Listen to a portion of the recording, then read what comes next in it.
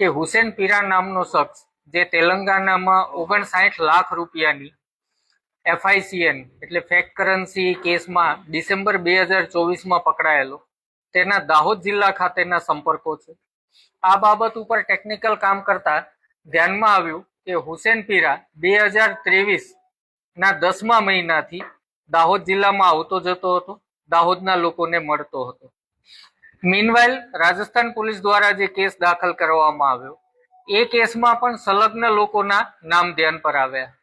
ત્યારબાદ આ તમામ બાબતોનું ટેકનિકલ એનાલિસિસ કરતા પોલીસને શંકા ગઈ કે કાનજીભાઈ નામનો ઈસમ જે છે, જે પોતે ફતેપુરા તાલુકાના લીમડિયા ગામમાં રહે છે, કાનજીભાઈ ખુમાભાઈ ગરાસિયા, જે પોતે STમાં નોકરી કરે છે, તે હુસેન પીરાના મહત્તમ સંપર્કમાં રહેલ વ્યક્તિ હતા અને શંકાની સોય તેમના પર જતા LCBના PI SJ રાઠોડ દ્વારા તેમના ઘરે પંચોની રૂબરૂમાં રેડ કરતા આશરે 21,000ની નકલી નોટમાં લગાડવામાં આવતો થ્રેડ, RBI ભારત લખેલા 143 જેટલા કાગળો, બ્લેક થ્રેડ લગાડેલા આશરે 332 કાગળો અને જે નકલી નોટો એના ઘરે છાપી હતી એનું એક કલર પ્રિન્ટ ટેસ્ટ પેજ મળી આવેલ.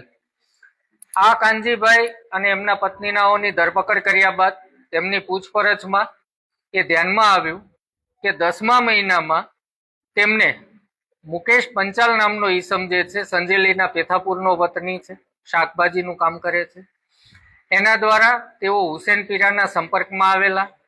પોતે નકલી નોટ ખરીદવાની ઈચ્છા દર્શાવતા આ મુકેશ, અન્ય એનો એક સાથીદાર, એક બીજો મુકેશ કમોડ, કાનજીભાઈ અને હુસેન પીરાનાઓ ભેગા થયા.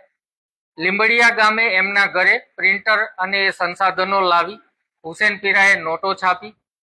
આ નોટો ચકાસણી કરવા માટે તેઓ માનપુર હિલ ખાતે અન્ય એક વ્યક્તિને મળ્યા. તેણે જણાવ્યું કે આ નોટો ચાલશે નહીં, જાડી સાઈઝની છે. ત્યારબાદ આણે ના પાડી કે આ નોટ નહીં ચાલે, એટલે હુસેન પીરાએ એની પાસેથી 80,000 રૂપિયા લીધા સારો કાગળ લેવા માટે અને ત્યારબાદ જતો રહેલો.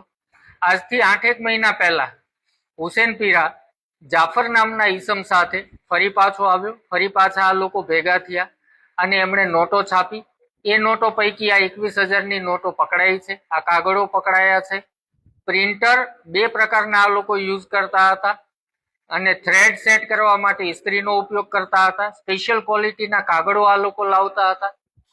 આ સમગ્ર કાવતરું જે છે આ 8 રાજ્યોમાં ચાલતું હતું: કેરલા, તેલંગાના, આંધ્રપ્રદેશ, મધ્યપ્રદેશ, મહારાષ્ટ્ર, રાજસ્થાન, ઉત્તરાખંડ અને ગુજરાત.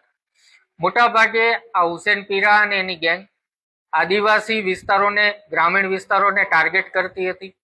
એટલું જ નહીં, એમાંથી જે સ્માર્ટ લાગે એને હૈદરાબાદ ખાતે લઈ જઈ 1 મહિનાની બાકાયદા આ લોકો તાલીમ આપતા હતા. નકલી નોટો કેવી રીતે છાપવી, નકલી નોટ સારી ક્વોલિટીની મળે એના માટે આ લોકો PDF પ્રોવાઈડ કરતા હતા. એ ઉપરાંત હુસેન પીરા અને એના ટેકનિકલ સાથીદારો જે છે, રિમોટ એક્સેસથી એનીડેસ્ક એપ્લિકેશનના માધ્યમથી નોટો છાપવા માટે થઈ અલગ અલગ રાજ્યના લોકોને મદદરૂપ પણ થતા હતા. જે રાજસ્થાનના 2 યુવકો જે છે, સુખરામ અને કમલેશ, જે કમલેશ દાહોદ ખાતે ભાડે મકાનમાં રહેતો હતો, આ બંનેએ પણ હૈદરાબાદમાં 1 મહિના જેટલી તાલીમ લીધેલી છે અને ત્યાં પણ નોટો છાપેલી હોવાની હકીકત ધ્યાન પર આવેલી છે. હાલમાં 2 આરોપીઓ અશ્વિનીબેન અને એમના પતિ કાનજીભાઈ ગરાસિયાઓની ધરપકડ કરી લીધી છે. મુકેશભાઈ, રાકેશભાઈ અને વિષ્ણુ પંચાલ નાઓને પણ LCB ટીમ દ્વારા પકડી લેવામાં આવેલા છે. હુસેન પીરા જે છે, તેલંગાની જેલમાં ડિસેમ્બર 2024ના FICN કેસમાં બંધ છે. એની કસ્ટડી લેવા માટે દાહોદ પોલીસ તજવીજ કરશે. આ ઉપરાંત અન્ય કેટલા લોકોએ આ નોટો લીધી છે, ક્યાં ક્યાં ચલણમાં વાપરી છે અને કેટલા લોકો આ સમગ્ર કાવતરામાં સામેલ છે તે બાબતમાં દાહોદ પોલીસ તપાસ કરી રહી છે. આ કાવતરું 8 સ્ટેટમાં ચાલતું હોય અને ક્વોલિટી અને તાલીમ વ્યવસ્થા, રિમોટ એક્સેસ આ રીતે ઓર્ગેનાઇઝડ વેમાં ચાલતું હોય, આ દેશની અર્થવ્યવસ્થાને ખોરવી નાખવા માટે એક મોટું કાવતરું ગણી શકાય.